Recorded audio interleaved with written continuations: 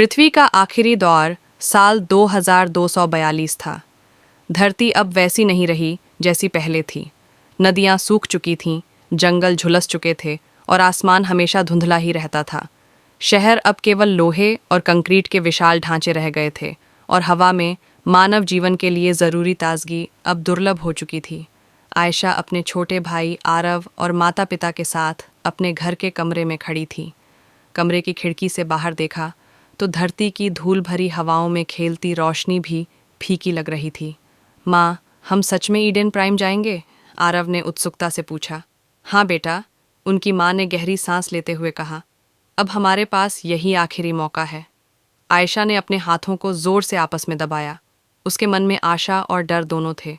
आशा इस बात की कि कहीं एक नई शुरुआत संभव है। डर इस बात का कि क्या यह नई दुनिया सच में वैसी ही होगी जैसी वैज्ञानिकों ने बताया था। वहीं दुनिया के अन्य हिस्सों में भी लोग तैयारियों में लगे थे। आरक शिप्स, जो अब तक केवल कल्पना में ही दिखाई देते थे, अब वास्तविकता बन चुके थे। ये जहाज इतने विशाल थे कि उनमें पूरा एक शहर समा सकता था। पृथ्वी का आखिरी वैज्ञानिकों ने इन जहाज़ों में मानव जीवन को सुरक्षित रखने के लिए सबसे नई तकनीक का इस्तेमाल किया था। कृत्रिम बुद्धिमत्ता (AI) ने इन जहाज़ों के संचालन की जिम्मेदारी संभाली थी। हर जहाज़ के भीतर क्रायोस्लीप कक्ष बने थे ताकि लंबी यात्रा के दौरान लोग सुरक्षित नींद में रह सकें। लेकिन कुछ रहस्यमय संकेत भी मिले थे। कभी कभी जहाज़ के सिस्टम अपने आप चेतावनी दिखाते थे। कभी अजीब ध्वनियाँ सुनाई देती थीं। वैज्ञानिकों ने कहा कि यह सामान्य तकनीकी ग्लिच है, लेकिन यात्रियों के मन में सवाल थे। क्या सच में ईडन प्राइम वैसा सुरक्षित ग्रह है जैसा कहा गया है? आरक शिप्स के विशाल दरवाजे धीरे धीरे खुले। धरती पर खड़े लोग अपनी आंखों में आंसू और दिल में उम्मीद लिए थे। आयशा ने अपने माता पिता और आरव का हाथ थामा। आरव, डर मत, उसने धीरे से कहा। आरव ने सिर हिलाया, लेकिन उसके चेहरे पर उत्सुकता और डर दोनों झलक रहे थे। शिप के अंदर सब कुछ अत्याधुनिक था। दीवारें चमकती हुईं, फर्श पर हल्की नीली रोशनी और चारों ओर स्क्रीन पर ग्रहों और तारों की वास्तविक समय की जानकारी दिखाई दे रही थी। हर जहाज का संचालन कृत्रिम बुद्धिमत्ता एथेना कर रही थी। एथेना न केवल शिप के सिस्टम को कंट्रोल करती थी, बल्कि यात्रियों की सुरक्षा और जीवन प्रणाली को भी मॉनिटर करती थी। स्वागत है यात्रियों, एथेना की शांत और मधुर आवाज़ गूंजी। आप सभी का लक्ष्य ईडन प्राइम है। यात्रा लंबी और कठिन है। कृपया निर्देशों का पालन करें। शुरुआत में सब कुछ ठीक लग रहा था। शुरुआती दिनों में यात्रियों ने शिप की सुविधाओं का आनंद लिया। किशोर बच्चे खेलकूद कर रहे थे, बड़े लोग पुस्तकें पढ़ रहे थे और वैज्ञानिक अनुसंधान में लगे हुए थे। लेकिन तीसरे दिन एक अजीब घटना घटी।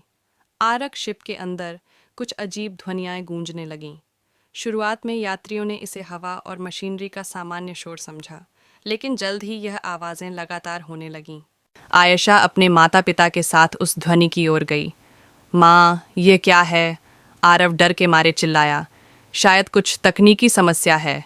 उनकी माँ ने आश्वस्त करने की कोशिश की, लेकिन उनके चेहरे पर चिंता साफ दिख रही थी। एथेना ने घोषणा की, ध्वनि का स्रोत शिप के मध्य भाग में पाया गया है। जांच जारी है। यात्रियों को चिंता करने की आवश्यकता नहीं। लेकिन आयशा ने देखा कि कुछ और भी अजीब है।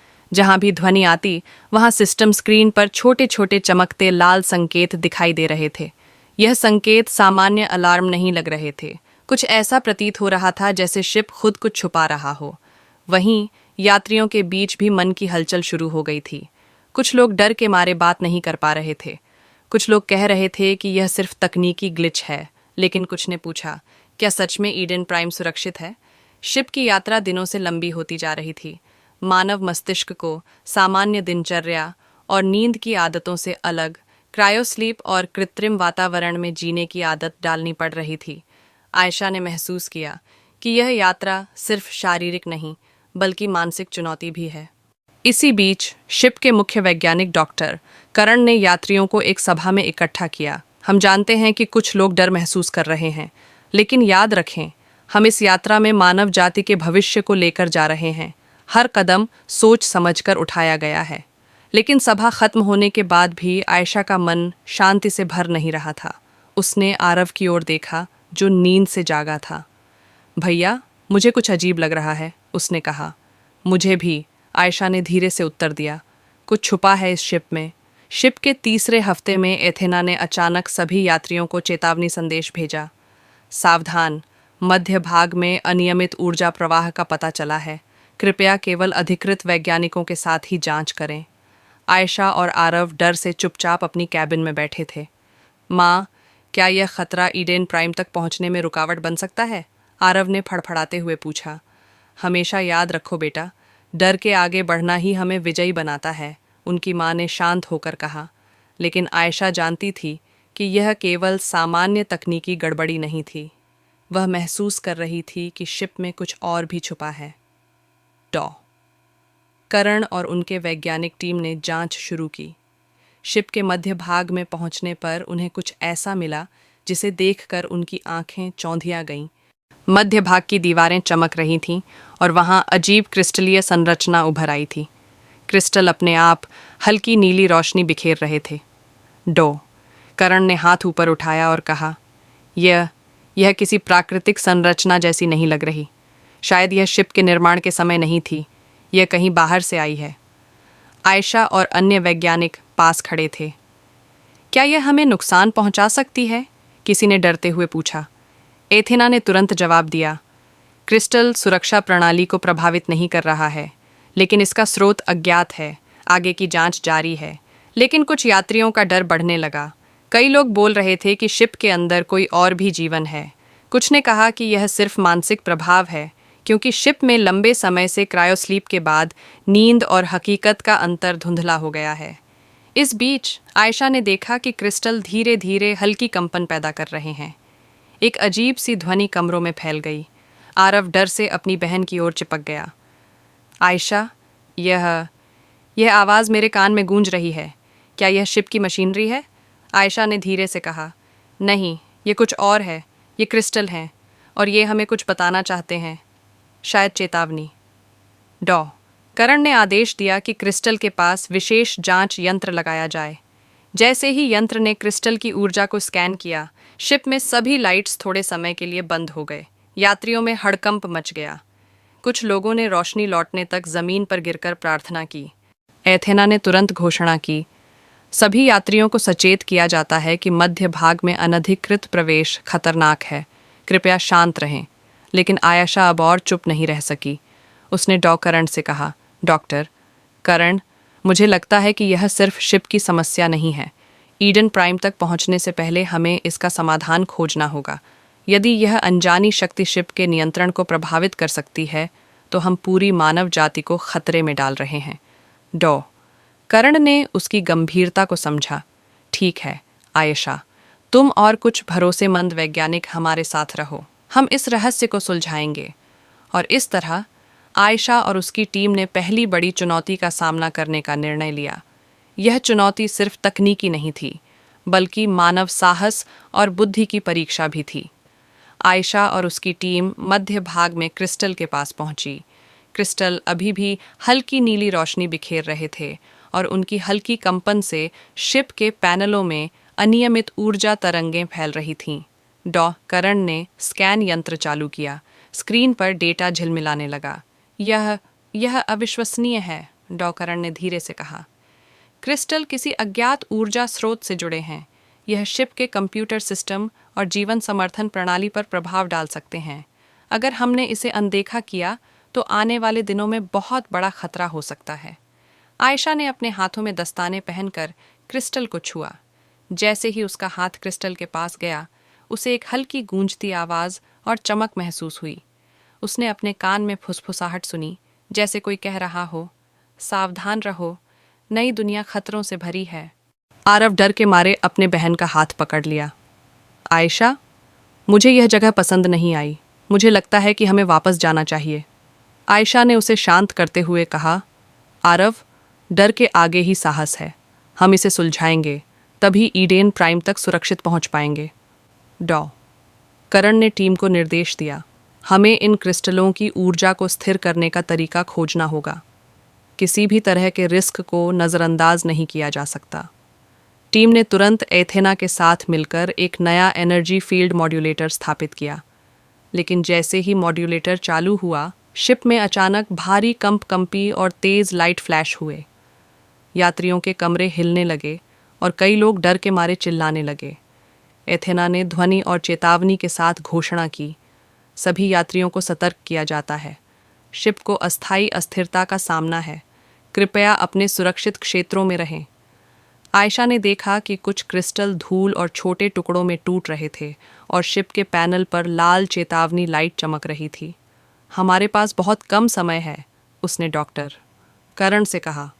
हमें इसे स्थिर करना होगा, नहीं तो पूरी मानव जाति की यात्रा खतरे में पड़ जाएगी। एथेना ने तुरंत घोषणा की, सभी यात्रियों को सचेत किया जाता है कि मध्य भाग में अनधिकृत प्रवेश खतरनाक है। कृपया शांत रहें। लेकिन आयशा अब और चुप नहीं रह सकी। उसने करण से कहा, डॉक्टर करण, मुझे लगता है कि यह सिर्फ शिप की समस्या नहीं है। ईडन प्राइम तक पहुंचने से पहले हमें इसका समाधान खोजना होगा। यदि यह अनजानी शक्ति शिप के नियंत्रण को प्रभावित कर सकती है, तो हम पूरी मानव जाति को खतरे में डाल रहे हैं। करण ने उसकी गंभीरता को समझा। ठीक है आयशा, तुम और कुछ भरोसेमंद वैज्ञानिक हमारे साथ रहो, हम इस रहस्य को सुलझाएंगे। और इस तरह आयशा और उसकी टीम ने पहली बड़ी चुनौती का सामना करने का निर्णय लिया। यह चुनौती सिर्फ तकनीकी नहीं थी, बल्कि मानव साहस और बुद्धि की परीक्षा भी थी। आयशा और उसकी टीम मध्य भाग में क्रिस्टल के पास पहुंची। क्रिस्टल अभी भी हल्की नीली रोशनी बिखेर रहे थे और उनकी हल्की कंपन से शिप के पैनलों में अनियमित ऊर्जा तरंगें फैल रही थीं। करण ने स्कैन यंत्र चालू किया। स्क्रीन पर डेटा झिलमिलाने लगा। यह अविश्वसनीय है, करण ने धीरे से कहा। क्रिस्टल किसी अज्ञात ऊर्जा स्रोत से जुड़े हैं। यह शिप के कंप्यूटर सिस्टम और जीवन समर्थन प्रणाली पर प्रभाव डाल सकते हैं। अगर हमने इसे अनदेखा किया तो आने वाले दिनों में बहुत बड़ा खतरा हो सकता है। आयशा ने अपने हाथों में दस्ताने पहनकर क्रिस्टल को छुआ। जैसे ही उसका हाथ क्रिस्टल के पास गया, उसे एक हल्की गूंजती आवाज़ और चमक महसूस हुई। उसने अपने कान में फुसफुसाहट सुनी, जैसे कोई कह रहा हो, सावधान रहो, नई दुनिया खतरों से भरी है।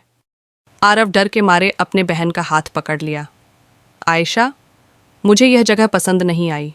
मुझे लगता है कि हमें वापस जाना चाहिए। आयशा ने उसे शांत करते हुए कहा, आरव, डर के आगे ही साहस है। हम इसे सुलझाएंगे, तभी ईडेन प्राइम तक सुरक्षित पहुंच पाएंगे। करण ने टीम को निर्देश दिया, हमें इन क्रिस्टलों की ऊर्जा को स्थिर करने का तरीका खोजना होगा। किसी भी तरह के रिस्क को नज़रअंदाज नहीं किया जा सकता। टीम ने तुरंत एथेना के साथ मिलकर एक नया एनर्जी फील्ड मॉड्यूलेटर स्थापित किया। लेकिन जैसे ही मॉड्यूलेटर चालू हुआ, शिप में अचानक भारी कंपी और तेज लाइट फ्लैश हुए। यात्रियों के कमरे हिलने लगे और कई लोग डर के मारे चिल्लाने लगे। एथेना ने ध्वनि और चेतावनी के साथ घोषणा की, सभी यात्रियों को सतर्क किया जाता है। शिप को अस्थायी अस्थिरता का सामना है। कृपया अपने सुरक्षित क्षेत्रों में रहें। आयशा ने देखा कि कुछ क्रिस्टल धूल और छोटे टुकड़ों में टूट रहे थे और शिप के पैनल पर लाल चेतावनी लाइट चमक रही थी। हमारे पास बहुत कम समय है, उसने करण से कहा। हमें इसे स्थिर करना होगा, नहीं तो पूरी मानव जाति की यात्रा खतरे में पड़ जाएगी। टीम ने तेजी से काम किया। मॉड्यूलेटर की क्षमता बढ़ाई गई और क्रिस्टल की ऊर्जा को शिप के सिस्टम के साथ सामंजस्य में लाया गया। धीरे धीरे कंपी कम होने लगी और लाइट फ्लैश थमे। शिप में एक अजीब तरह की शांति फैल गई, लेकिन आयशा जानती थी कि यह केवल पहली बाधा थी। ईडन प्राइम तक पहुंचने के रास्ते में और भी रहस्य और खतरे इंतजार कर रहे थे। इस दौरान यात्रियों के बीच तनाव भी बढ़ गया। कुछ लोग अब टीम के निर्णयों पर भरोसा नहीं कर रहे थे। कुछ ने कहा, हम केवल मशीनों पर भरोसा कर रहे हैं, लेकिन हमारी सुरक्षा कहाँ है? आयशा ने ध्यान दिया कि मनोवैज्ञानिक दबाव अब तकनीकी खतरों जितना ही बड़ा था। करण ने उन्हें विश्वास दिलाया, हम सब एक टीम हैं। भय और संदेह से जीत नहीं होगी, केवल समझ और साहस से ही हम सुरक्षित पहुंचेंगे। आयशा ने अपने मन में ठान लिया, चाहे कुछ भी हो, वह इस रहस्य को सुलझाएगी। और जैसे ही शिप ने अपनी यात्रा जारी रखी, वह नई दुनिया की ओर बढ़ रही थी, जिसमें आशा, डर और अज्ञात खतरों का संगम था। जैसे जैसे जहाज ईडन प्राइम की ओर बढ़ रहा था, वातावरण में एक अनकही बेचैनी फैलने लगी थी। तकनीकी समस्या भले ही अब नियंत्रण में थी, लेकिन क्रू और यात्रियों के मन में अनगिनत सवाल उठ रहे थे। कोई खुलकर कुछ नहीं कह रहा था, मगर सभी महसूस कर रहे थे कि कुछ अजीब हो रहा है। रात का कृत्रिम समय था, जहाज की लाइटें मंद थीं और सभी लोग अपने अपने केबिन में आराम करने जा रहे थे। तभी अचानक कंट्रोल डेक में एक तेज अलार्म बज उठा। Warning, external object detected. Ayesha और डॉक्टर करण तुरंत कंट्रोल रूम पहुंचे। सामने स्क्रीन पर एक धुंधली छवि दिखाई दे रही थी। कोई अनजान वस्तु जहाज के पीछे पीछे चल रही थी। प्लीज़ चैनल सब्सक्राइब करना ना भूलिए। करण ने स्क्रीन को ध्यान से देखा। ये तो कोई स्पेस डिब्री नहीं लग रही। आयशा ने झूम किया। वस्तु से हल्की रोशनी निकल रही थी, बिल्कुल उसी क्रिस्टल जैसी जो जहाज में लगी थी। टीम ने स्कैनर चालू किया। कुछ ही क्षणों में रिजल्ट सामने आया। Energy signature 97% match with core crystal. यानी वह वस्तु उसी ऊर्जा से जुड़ी थी जिसने कुछ समय पहले जहाज को हिलाकर रख दिया था। यह कोई सामान्य पत्थर या उपग्रह नहीं था, बल्कि शायद उसी रहस्य का हिस्सा था जिसका सामना वे पहली बार कर चुके थे। अचानक जहाज जोर से हिला। Power फ्लक्टुएशन detected. लाइट्स एक एक कर बुझने लगीं। इंजन की आवाज़ थम गई। पूरा जहाज अंधेरे में डूब गया।